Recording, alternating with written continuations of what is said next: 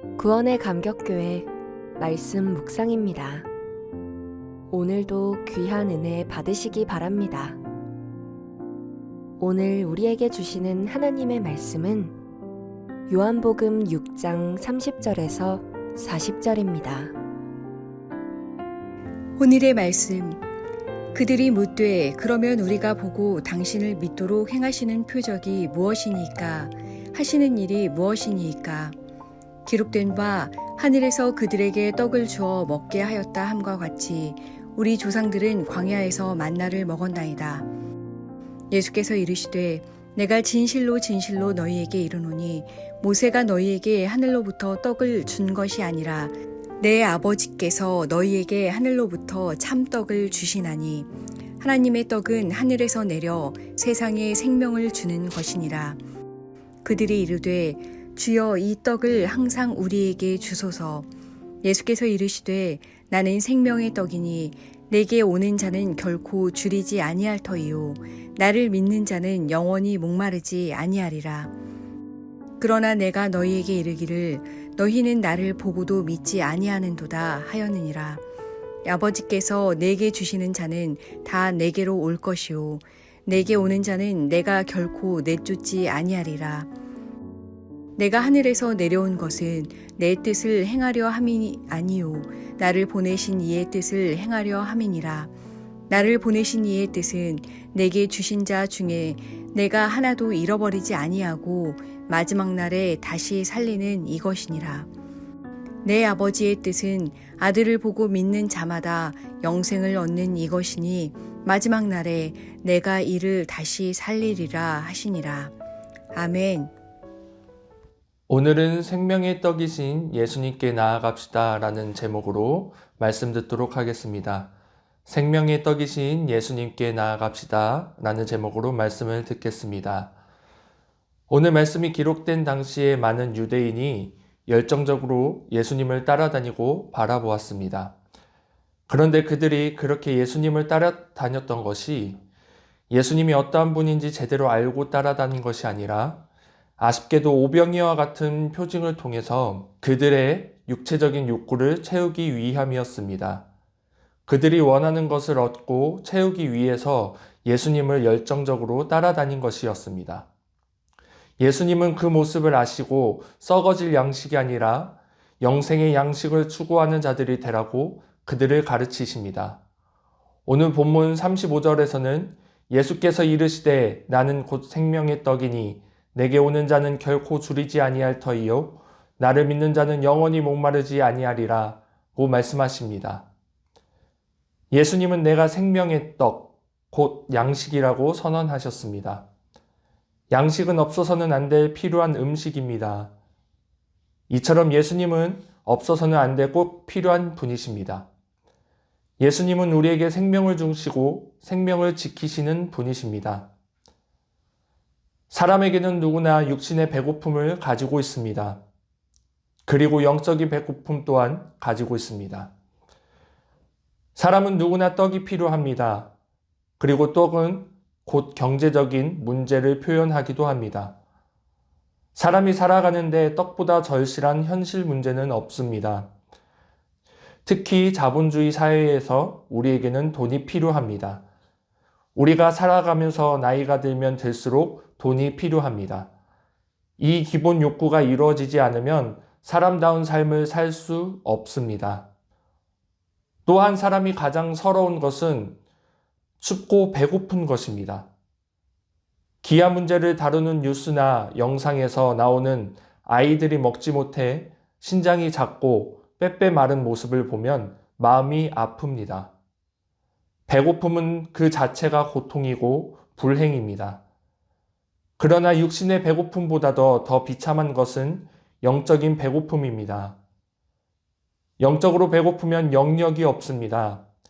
공허하고 허무하고 우울증에 시달립니다. 그러다 보니 영적 배고픔을 채우기 위해 많은 수단들을 찾습니다.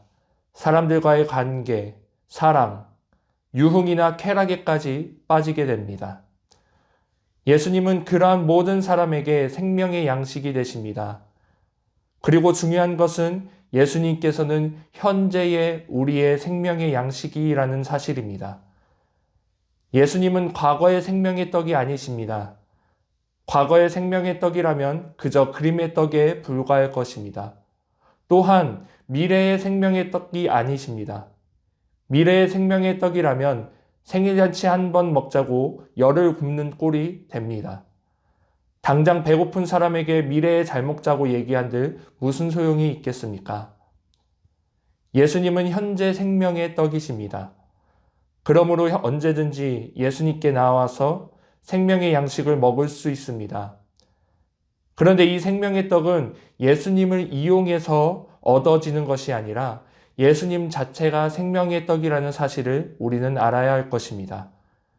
그런데 오늘 본문에서 무리는 예수님께 나왔지만 예수님을 생명의 떡으로 믿지 못하고 그들은 예수님을 이용해서 떡을 얻고자 하였습니다. 그들은 예수님을 생명의 떡으로 믿지 못하고 나오지 못했습니다. 그렇다면 우리는 어떻게 생명의 떡이신 예수님께 나아갈 수 있겠습니까? 그것은 하나님의 부르심에 응답하는 것입니다. 사람들은 영생에 이르는 양식을 얻기 위해서는 하나님이 기뻐하시는 것을 여러 가지 일들을 행해야 한다고 생각합니다. 하지만 예수님은 사람들에게 요구하시기를 하나님의 오직 한 가지 일은 자기 자신을 하나님께서 보내신 자로 믿는 것뿐이라고 제시하십니다. 이러한 부르심의 초청에 응답해야 예수님이 생명의 떡이심을 믿게 되고 성령 안에서 하나님과 교제를 누리며 생명의 떡이신 예수님을 통해 영적 주림과 목마름을 해결할 수 있는 것입니다. 부르심에 응답한 삶을 다르게 표현하자면 그분의 품에 안겨 있는 삶을 말할 것입니다. 사람이 누구 품에 안기느냐는 매우 중요합니다. 2002년 월드컵 일화가 있습니다. 박지성 선수는 포르투갈전에서 매우 귀중한 골을 넣었습니다. 그리고 그 골을 넣은 후에 두 팔을 벌리고 감격하는 히딩크 감독으로 포옹합니다. 히딩크 감독은 박지성 선수를 격하게 포옹합니다. 그 포옹에는 무명의 자기를 선수로 기용한 감독에게 대한 고마움과 그 은혜를 잊지 않은 감독과 선수 사이에 말없는 사랑이 진하게 배어 있습니다.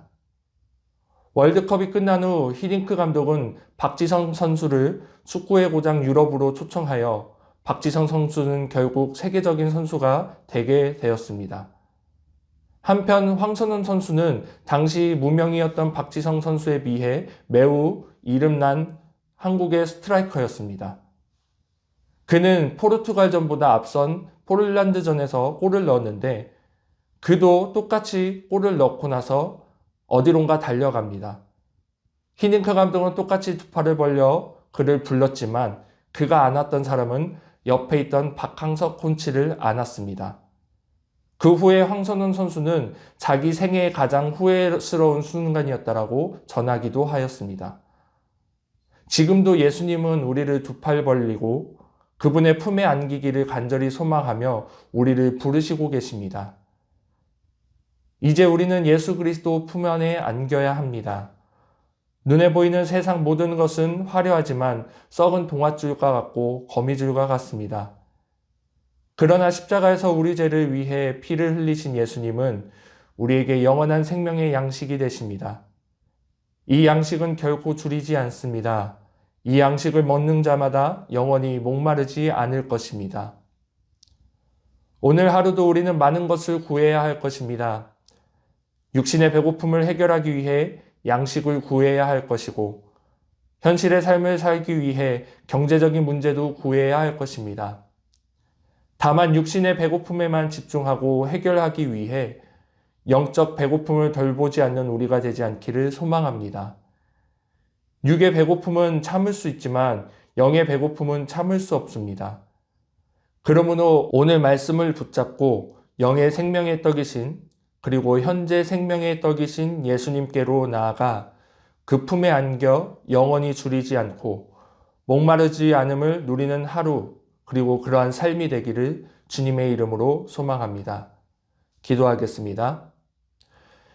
하나님, 오늘 우리에게 귀한 말씀을 주심에 감사드립니다. 오늘 말씀을 통해 예수님께서는 우리의 생명의 떡이요, 우리의 생명의 양식 되심을 다시 한번 깨닫습니다. 우리가 영원히 목마르지도 않고 배고프지도 않을 그 영적 생명의 양식을 붙잡고 나아가는 하루가 되게 하여 주시옵소서. 우리가 주님의 품에 안기어서 주님께서 주시는 그 은혜와 양식을 누리며 하루를 살아가게 하여 주시옵소서. 예수님의 이름으로 기도드립니다. 아멘.